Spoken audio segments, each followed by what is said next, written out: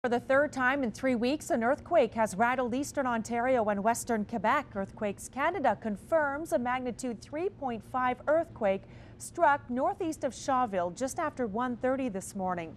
CTV Morning Live viewers near Shawville tell us pictures and other items were knocked over. On May 17th, a magnitude 5.2 quake near Shawville rattled residents across Ottawa. The parents of a teen killed in an explosion at a Barhaven High School have launched a lawsuit against the Ottawa Catholic School Board and his teacher.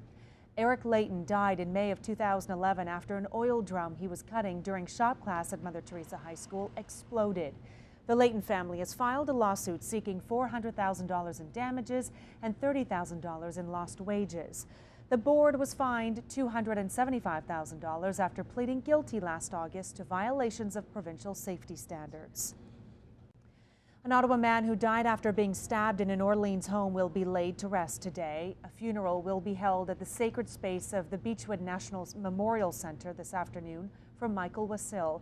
He died in hospital last week after he was stabbed on May 15th. 20-year-old Carson Morin is now facing a charge of second-degree murder in the death.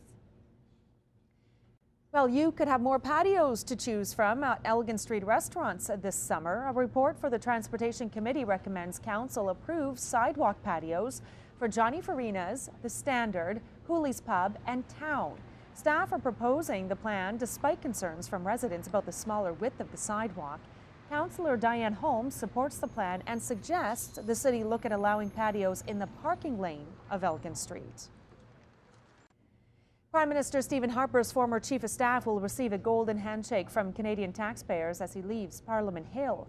As Harper continues to face questions about the Senate expense scandal, there is word Nigel Wright is entitled to a severance package from taxpayers.